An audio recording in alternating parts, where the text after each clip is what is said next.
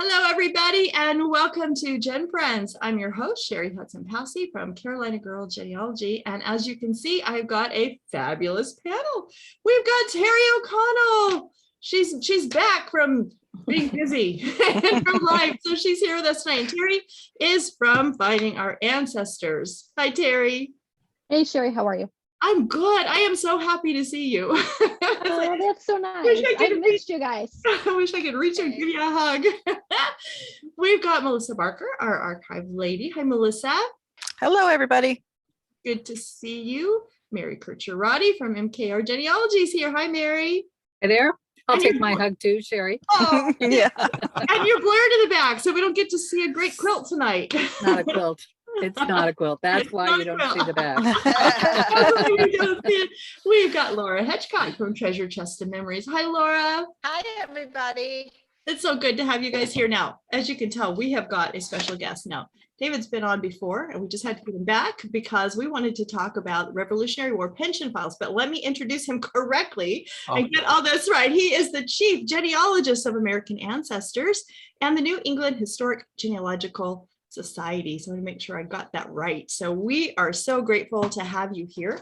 Well, I'm honored to be here. Thanks for asking me. We some of us have some really great finds that we have with our pension records that we found, and we thought we would share those and talk to you about the importance of researching them, where we can find them, what kind of things we can find inside them. So I know that when we said that we're going to have you on, Terri popped up and said, I've got this wonderful.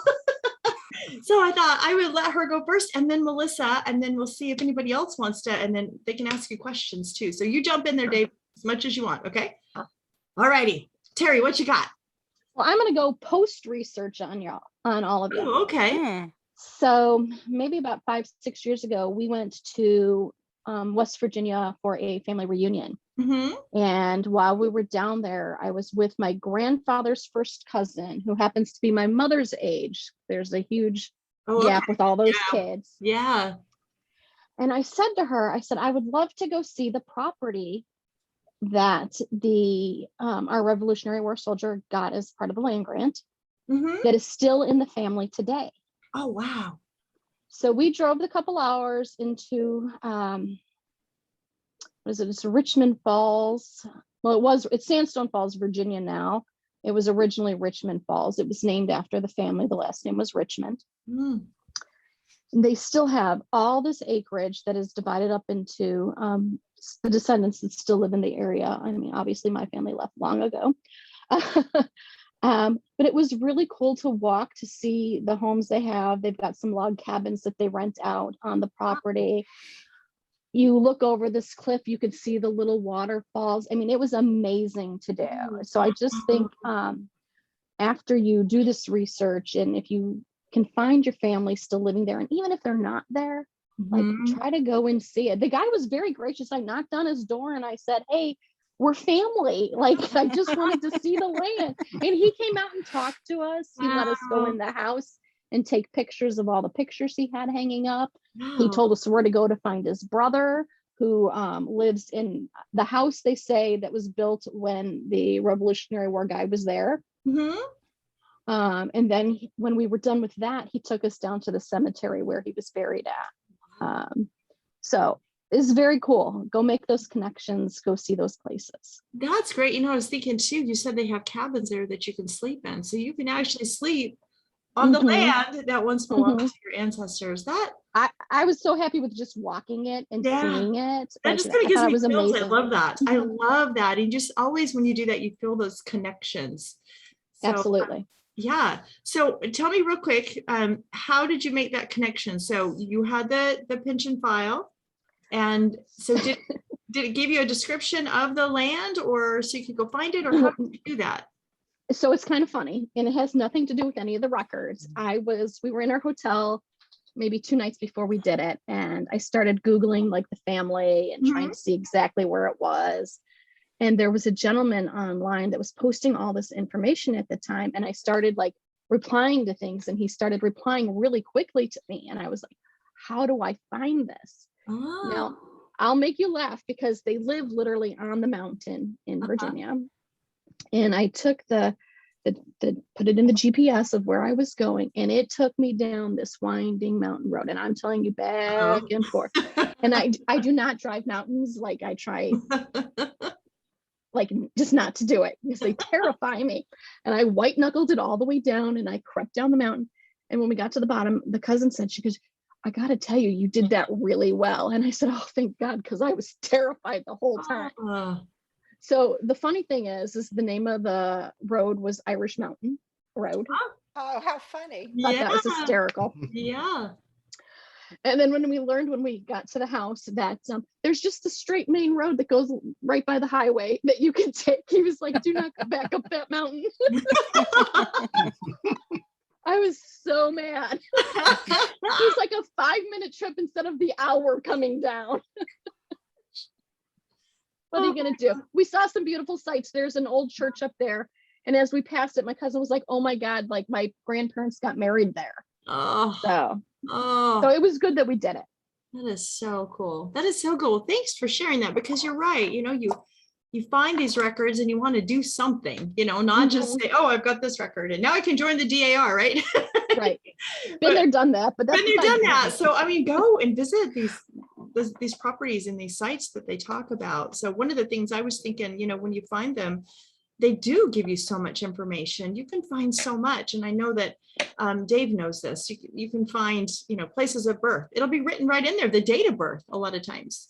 Right. And sometimes you even get family Bible records where the widower or the rather had to send it in to prove the breakdown, especially the widows having to send for proof of marriage. Oh, yes. Exactly. And you Exactly. get exact place names in Ireland occasionally where these people come from. I had somebody who was researching a family and for the life of them never knew that their ancestor fought in the Revolutionary War. And I said, he's the right age.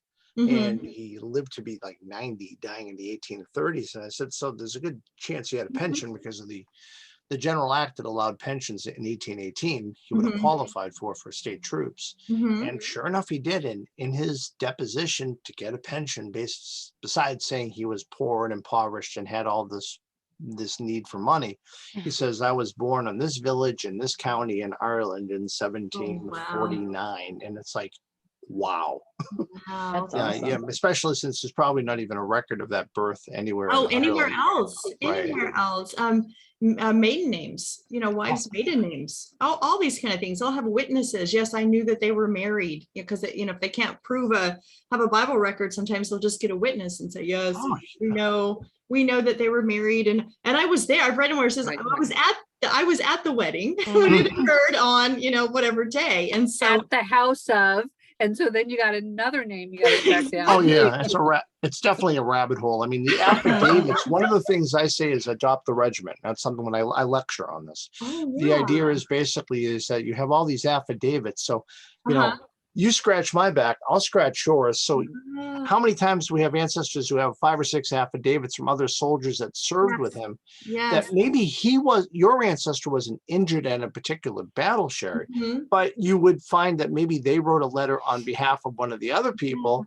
And now there's a whole letter written by your ancestor. And thanks to Fold 3, which is doing the indexing within other than just the pensioners, we're starting to find these things left and right now. Right. Yeah. That indexing, where before you would have to go through page by page and just look and hope, you know, because they would only index the name of the pensioner and nothing else. And so it's really hard to find other people. And so you would have to read page by page. And sometimes if you can't find them, you may still have to read a page, because indexing is what it is. They try the best they can. But you know, there's just so many things. And you talked about affidavits talking about different battles. That's another thing that you can learn about your patriot is where did they fight? And then you can go visit those sites. And I think that's a really cool thing to do. Is I've got one that fought in the Battle of Kings Mountain.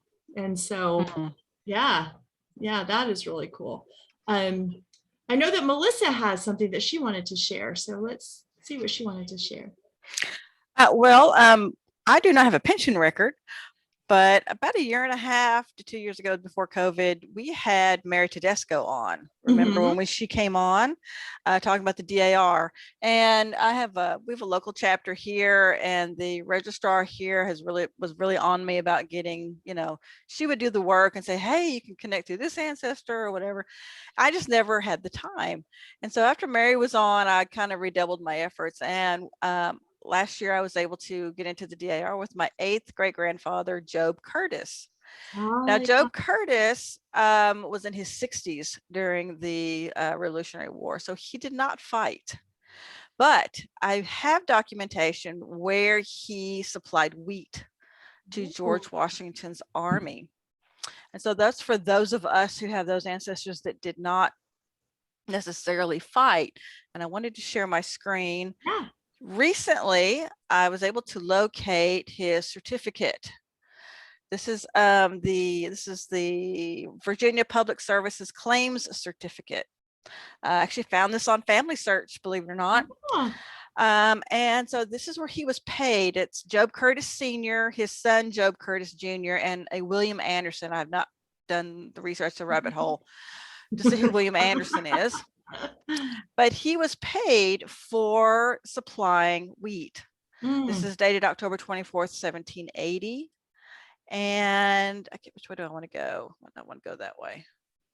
That's the front page. This is what they call the front page. And then here is what they said, the back page.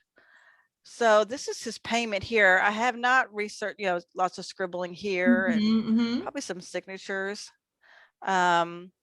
But this is not what got me going or found out about Job Curtis's service.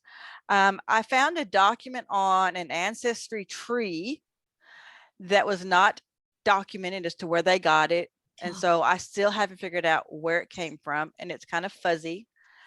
But this is what got me going on Job Curtis. It says received from Colonel George Washington, 5 shillings, and I can't read that word.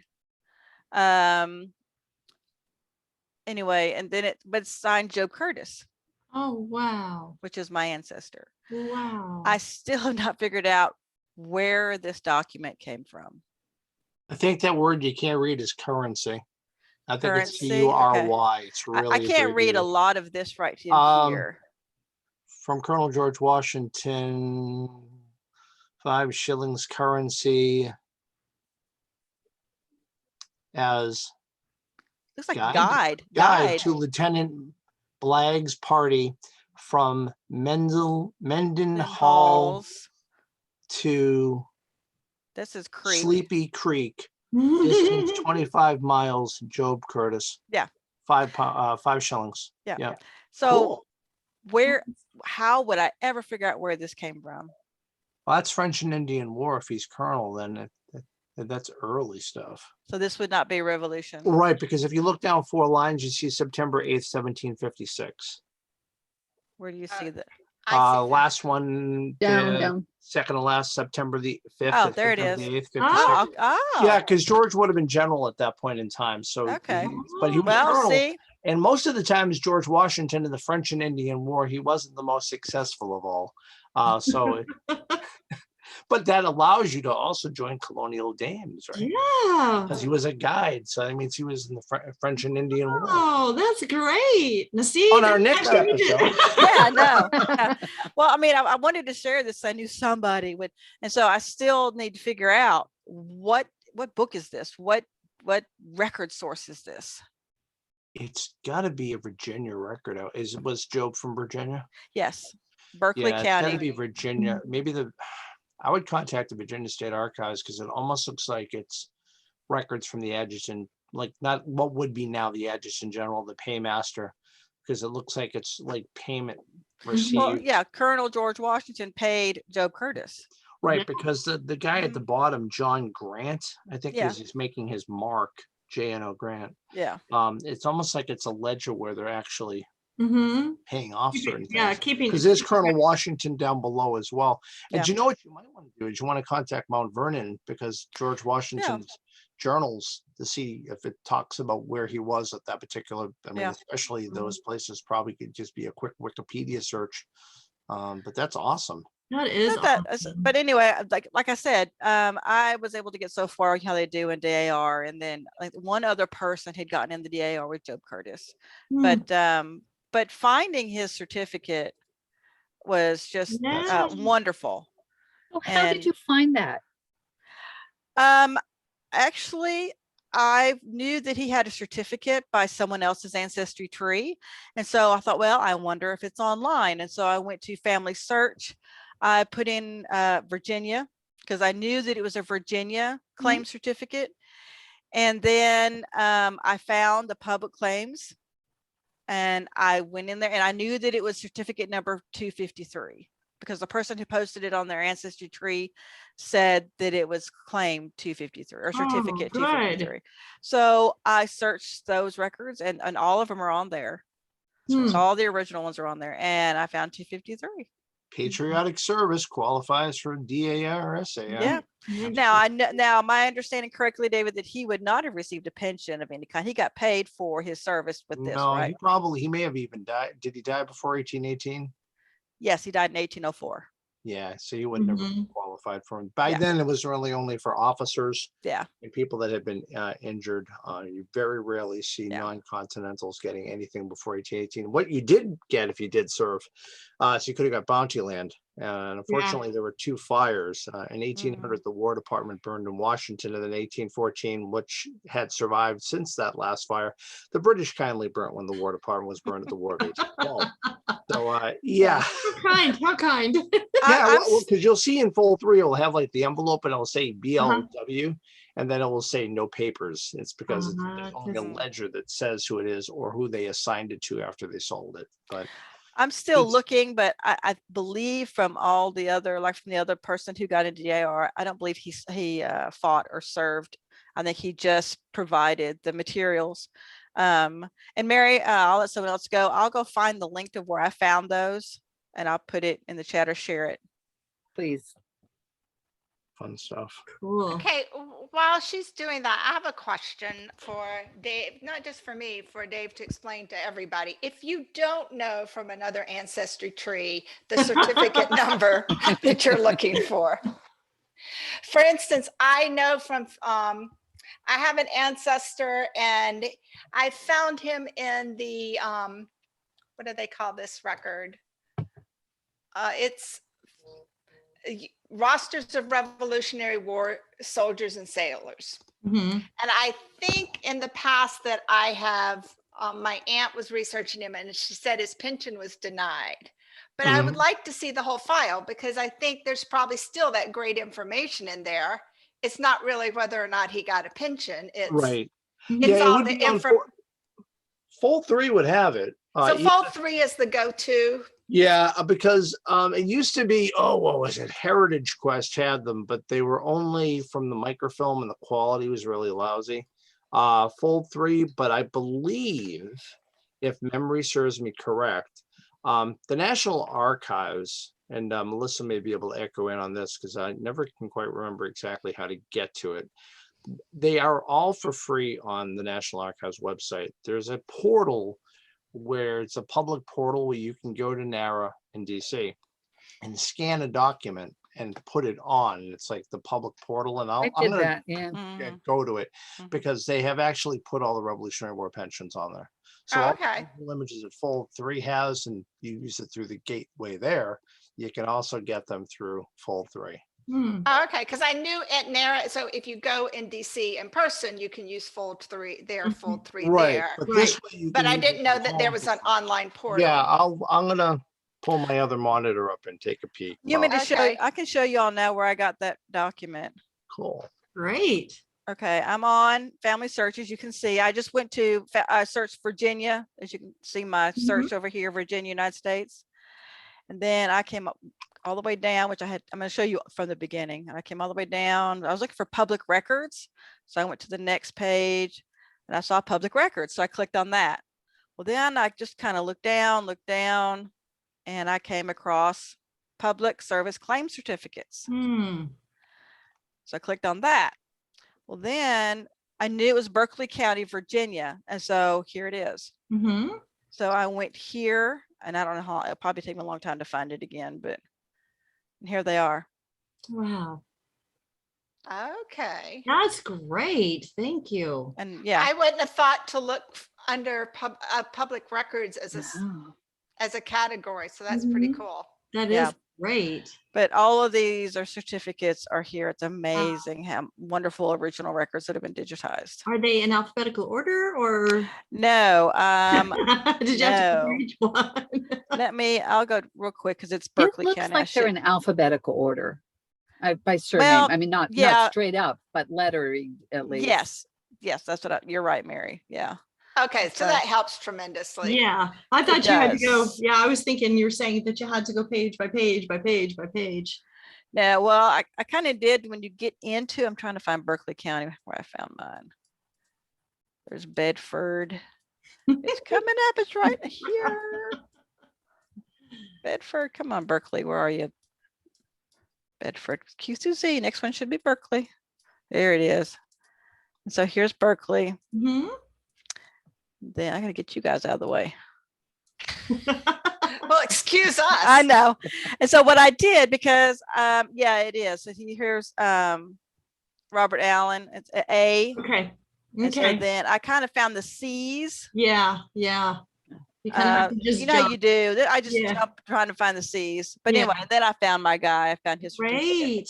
Now, what I Good. didn't find it the first go around. You want to know why? How come? Because when I was looking, I didn't do it.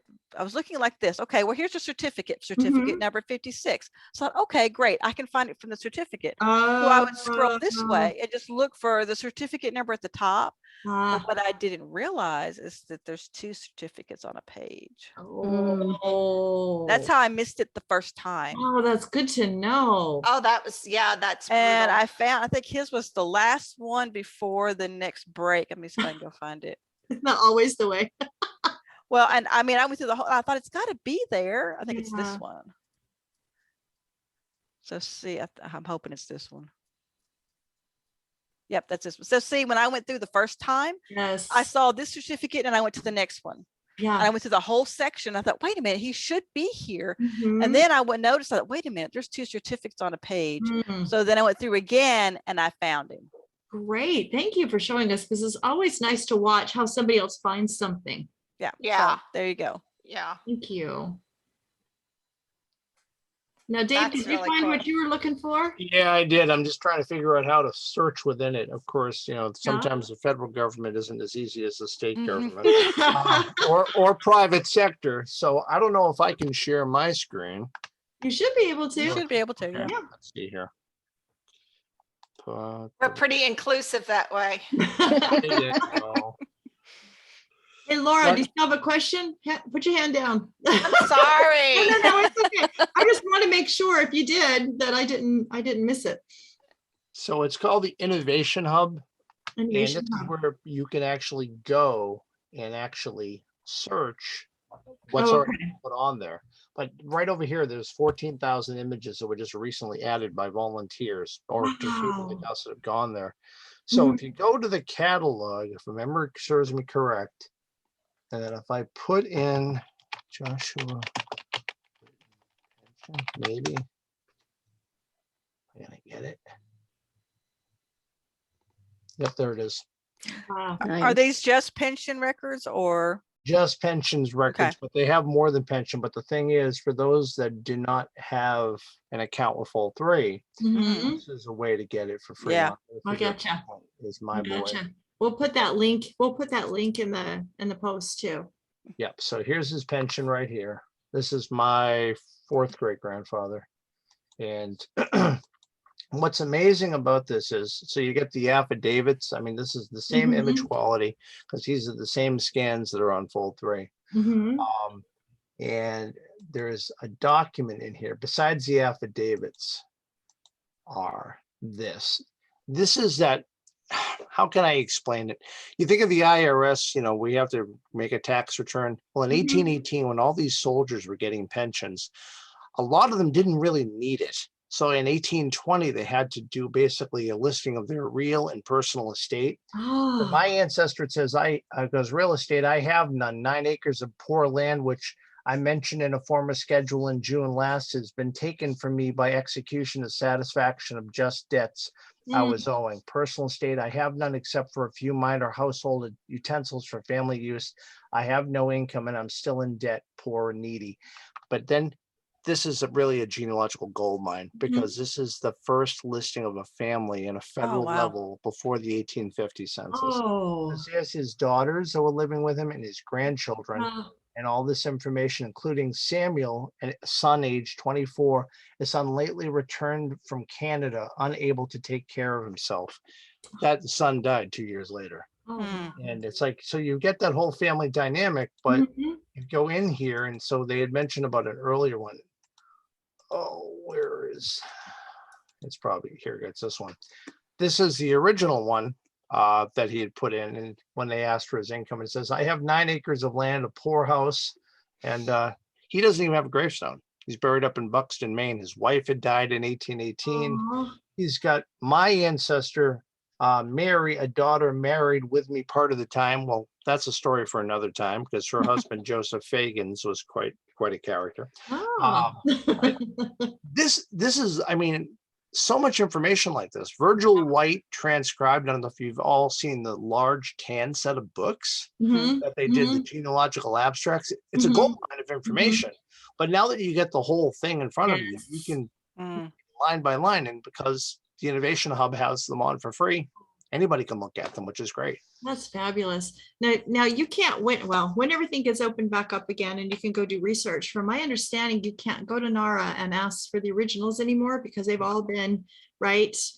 Correct. The Revolutionary pensions you can't. What you can look at are called the final payment vouchers. Now, the final payment vouchers are amazing because what it is, it's the final documents on the pension of your ancestors. So for my Joshua Whitney, there's actually his original pension certificate, you know, probably office signed by John C. Calhoun, Secretary of War in 18, that they've mailed back to get his last check.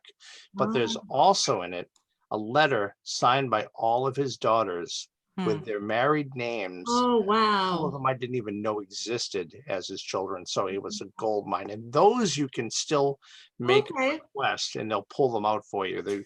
I asked for like the whole state of Massachusetts and they brought out a cart and I was pouring through every person. Oh, wow. It was great stuff. But those are now being digitized too on Fold3. Oh, good. Okay. All So right. Cheri, when I was there, I think it's been about 2 years, they basically said, anything that's been digitized, they're not letting researchers put hands on the originals. Right. So, and Dave, this worked. I found my ancestors file. Hooray. Well, his application. Well, you know, it's funny because a lot of PMs people will look at these and they'll say, Laura, they'll be like, you know, my ancestor, why is there correspondence as a typed letter when he died in 1835? Because the pension office received all the letters from the ladies of the DAR and the guys from the SAR, and all of those letters requesting their ancestors' pension file from the 1900s, 19-teens, and 20s and 30s, they're all in there. They're So all you can find your great-grandmother, your grandmother wrote a letter asking for that pension years ago, especially if you have a relative who applied for the DAR or the SAR. You'll find letters like the one that's up on the screen here where someone in the post office is asking for a copy of my ancestors' pensions. One of his descendants went out west. So yeah, that's fabulous. Mary, what you just said? Oh yeah, Yeah, I see it too. so So Melissa, you know, I went to the public records and I just found William Hardy's. He supplied one beef. One beef. One beef. one beef. 457 pounds of one beef. Oh, For wow. 10 shillings. How fun! So, I love yeah. it. The researching during GenFriends, fabulous. I love it. I love it. You know, I've been trying to figure out one of my ancestors. I'm trying to connect him with the sons. Everybody keeps saying that this man with this name is the dad. Well, there's 3 or 4, of course, in that area at the time. So, and they're all in the age range where they are eligible for pension files they could have served. So I am trying to go through those, trying to see if they will mention my ancestors so I can figure out the daddy. So that's what I'm Oh, that's right a good now. idea. Yeah, I'm hoping And you know, and people wonder about ancestry.com and the little leaf hints. You know, on my Job Curtis on ancestry.com on my tree, I had a leaf hint, and that leaf hint was someone had just typed up a little note that says about these certificates and his certificate number. And that's what took me to Family Search, and that's how I found it. So, you know, while I'm not, you know, I know that not everything on people's family trees is correct, but you don't know when you're going to find something. That's right. No, they're definitely clues to follow up. I mean, my problem with it is when people take it as gospel truth. Oh yeah. But I think that's right. But I think it's great to use those. Anything somebody's put up as a tip. I mean, then you can find the original sources yourself. Oh yeah, I mean, the American Ancestors, I mean, I look at original records because we got like 28 million manuscripts, 250,000 books, but I still use online databases. Besides American Ancestors, I use, you know, Ancestry and Family Search all the time. You couldn't do genealogy without them. I mean, not on the Rev War, but on my ancestor who I joined the SAR under, his son, somebody had put a hint online, said he wasn't a very tall man. I said, what? I said, how would you know how tall he was? He died in 1853. And they said, well, he was in the military. I'm like, when? I said, he's not in the Massachusetts War of 1812, and he was too young for the Rebel War. He was 6 when the war started. And they're like, oh no, he's in the Federal Army, in the US Army. I'm like, what? He did. He enlisted at 44 years of age with his son in the light artillery and was at the Battle of Plattsburgh, the last major battle in New York during the War of 1812. I joined as a life member from Massachusetts. I'm now their state registrar. So it's like, I was in November. So, you know, COVID allowed me to do a little bit of extra research for myself. Yes, yes, absolutely. Mary, did you have another question? Yeah, so I'm going to ask Dave, you said you were talking kind of on Revolutionary War, but that would go too for all those Civil War pensions that I have where the back scratching business that very true. If he got this guy's letter, he's in somebody else's file. Oh yeah, I mean, and like I say, the way you look at it is maybe the Rev War, the War of 1812, Mexican War, Civil War, Spanish American. The idea is that your ancestor may have not been injured at that particular battle, but they were there. And the person that they're writing the affidavit for, maybe that's where they got their ailment or their injury. So they're going to give you a narrative that may not even be included in their own pension. Maybe they wrote an affidavit now that you can search these things and cross-reference. Civil War are not yet, the Rev War are. But in, of course, War of 1812, because of everything that FGS did. But you're going to be able to search them eventually. And so you may find that cross-reference. But what I do is I take everybody that's in a particular company, like Company A, 12th Massachusetts Infantry, and I look at, okay, how many of these guys got pensions? And when I go to NARA, I will pull the pensions for that entire range of that company. I mean, it may be all the pulls I do all week, but if I look through them, I find this stuff, and it's amazing. That's a great tip. That's wonderful. That's wonderful. Did anybody else have any questions or anything? I'd like to just ask Dave if he would give us some of his tips. You know, what if you've never looked? I have just a quick, I think I've heard this before, that especially when it comes to the Revolutionary War, that when it was denied for lack of evidential support, that doesn't mean that your ancestor didn't do it. No, it means exactly what it says.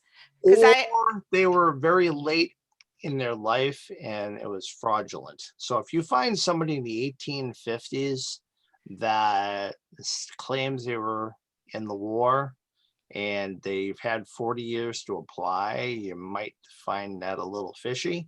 But if it's 1818, 1820, I mean, the War Department had 2 fires, especially if your ancestor served in the Continental or the state troops, like not just the regular state militia, the state Continental troops. A lot of those records are lost. I mean, and this, to me, what I'm reading, this is just some great storytelling that basically they're saying Shadrach Clark was 82, had been insane for 35 years, and his son was filling out the application, and they just didn't have all the details. Wow. That's a cool story. It is. It really is. Family health history right there. Mary? Oh, no, Oh, no, I'm I'm gonna sorry. stick my Okay, hand down. it's Yeah, okay. hold It's hand, all right. hold hand. It's okay. It's okay. When you're talking about fraudulent, I was doing a work for a client once, and I found quite the story, quite a fraudulent story as I was researching for her. It turns out that there was a man, and he was going to these widows, these elderly widows, and telling them that he would file for them. He would file for their pensions, but he was absconding with all the money. He was taking the money. They never got it. And then I guess they got so many people, so many women that were saying, wait a second, I let so-and-so do this for me. And by the time they figured it out, he'd left and took all the money. And luckily for many of them, they did give them their pension. They realized that the guy that did it took off with their money. And so they reinstated their pension for them. So you just never know what you're going to find in these records. Oh, no, that's true. I mean, in fact, it's funny when you think of, like, we just lost the last Civil War widow, a year ago, December.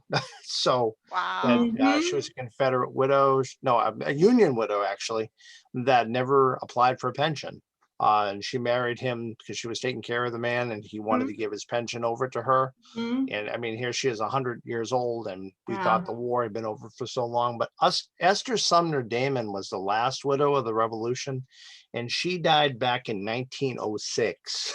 Oh, wow. Yeah, she had married, let's see, I've got it up here on the screen here. She had married back in she's born in 1814. She had married her husband and started collecting his pension in probably the middle part of the 19th century. Wow.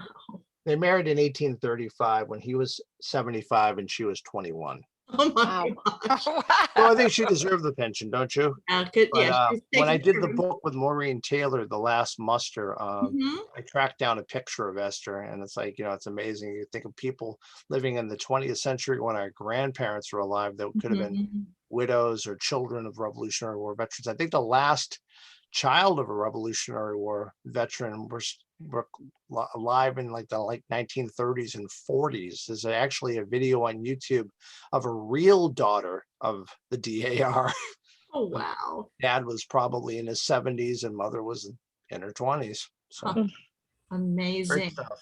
Amazing. Okay, so somebody comes to you and they've never ever looked for a pension, a Revolutionary War pension. Where do they start? Where would you tell them to go and start to look? Would you send them to Fold 3? Well, if it's any NEHGS, the first thing I'd probably do is grab Virgil White's books, because I still believe in using books. So at the reference desk, I'd grab that. That would quickly tell me without even having to put a keystroke in a computer whether or not he had a pension or maybe his widow had a pension. Then I would go to Fold 3. And if the person doesn't have a Fold 3 account, I'll tell them about the Innovation Hub and maybe try to find the link and send it to them and, let them download it and discover it themselves. I mean, there's a lot of, problems with people getting access to the originals, but I mean, the quality of what's on Fold 3 and on the Innovation Hub is so good. When I go to print it out, I mean, the only difference is it's not in color and you can't handle the document, but I know an archivist will pull the originals at NARA and inspect them for you. Say if the digital image is not clear, or the film has been scratched or something like that. I don't think they ever let you view them. It's still only just the final payment vouchers, which again, most people don't know about because you would think it would be in the pension file, but it's actually. You would think so. Yeah, I was there 2 years ago, and there's a poor lady that all of her polls were the pension files, and they kept telling her, I'm sorry, you can't. And she was so upset. She didn't understand why she couldn't hold the original document. When NEHGS does our research tour, which is every other year, of course, COVID threw that off. I think we're going in 2022. One of the things that I do is I always say, you can look at this at NARA, you can look at this at home, and this you will never see at NARA because, well, it's not being pulled anymore because it's digital. Yeah, well, and you can understand why, because these are fragile. These are fragile, and we want to keep them preserved. And if people keep pulling them and opening them up and looking at them and taking pictures, they're going to be ruined. I mean, think about the documents you have in your house, and you look at them several times, and before you know it, they're getting frayed, or where the seams are, where they folded, the folds are, they start coming apart. And so you can understand why, but she was pretty upset. She didn't understand why she couldn't look at those originals. And so, but they kept telling her, she just kept trying. I felt really bad for her. So the Hallmark really needs to make genealogical sympathy cards. Sorry, your ancestor was in the 1890 census. I'm sorry, the British burnt Washington in your pension file. And I mean, it's like that's a good idea. Somebody needs to come up with that. That's a really good business idea. I'll get right on it. You don't have anything else to do, right? No, not at all. Especially now that American Ancestors is open back up again. It's exactly. This is my anniversary week. I've now been there 28 years. So. Wow! Congratulations! That is wonderful. Congratulations! Great place. That's great. Does anybody have any other questions or any thoughts about Revolutionary War documents? It was a wonderful topic since we just celebrated the 4th of July yesterday, and just was wondering if anybody had anything else, or Dave, if you had anything else you wanted to leave us with. I want to ask all the ladies that are listening that are members of the DAR, if you have a brother or a son or a nephew, please help the SAR get their membership numbers. The DAR is shooting for 250,000 members for the 250th in 2026. We're hoping to get 65,000. So please. All right, you heard him. As a state historian for the Massachusetts SAR, we would love to have more recruits for the SAR. I'm also in the Society of the Cincinnati, which is descendant of officers of the Continental Army, and I'm also the state registrar for the Massachusetts SR, which is Sons of the Revolution versus Sons of the American Revolution. So I wear 3 tri-cornered hats, I like to say. Wait, so what is the difference between those two things, Sons of the Revolution and Sons of the American Revolution? So in 1783, the Society of the Cincinnati was started by George Washington's officers. Essentially, they created this, so there was basically the first hereditary society, an American military organization of descendants of officers. And of course, by the time they died off, different states had adopted chapters, so sons and grandsons and great-grandsons. In fact, in Massachusetts, you can only be one person can represent one veteran, whereas in the DAR or the SAR, you can have 50 cousins have a membership under one ancestor. In the centennial in 1876, those that could not join the Cincinnati because they didn't descend from an officer or anybody in the Continental officer line, basically they started the Sons of the Revolution, which started in 1876. Now that lasted, and it was by invitation only. Then there was everybody else that wanted to join. So in 1889, we find that the Sons of the American Revolution is created. And they're based out of Louisville, Kentucky. The SR is based out of Williamsburg, Virginia. And that's where that came about. And of course, the ladies have done an amazing job over the past 100+ years. And the DAR is even a stronger organization than the SAR and the SR combined, as far as I'm concerned. And they continue to do so. So we're always remember the ladies. Well, the ladies have remembered those who fought and died Exactly. more so than even the guys have. So thank you, ladies. That's great. Hey, David. Yeah. Remind me, because at one point my son wanted to join the SAR. Oh, that's perfectly fine. You know how to call me, right? Yeah. I was just telling you to remind me. Connected. Yeah, no, it's real easy to join the SAR. Basically, if you just take what you've done for the DAR and just add his birth record. He had it all at one point. I don't know what happened that he didn't do it. And he sent it back. So now I have to find what I did with. Well, your genealogical organization, Terri, I'm sure is stellar, and you won't have any problem finding. She's shaking her head no. No. It's Mary, you've got your hand up? Yeah, I just was going to say, I was in Washington, D.C. a couple years ago for a wedding and went to, there's like a museum or something of the Society of the Cincinnati. Oh, yeah, the Society. It's at the Lars Anderson home. Yes, yeah. It was so cool. It was really cool. It's the best thing, being a life member of the Cincinnati.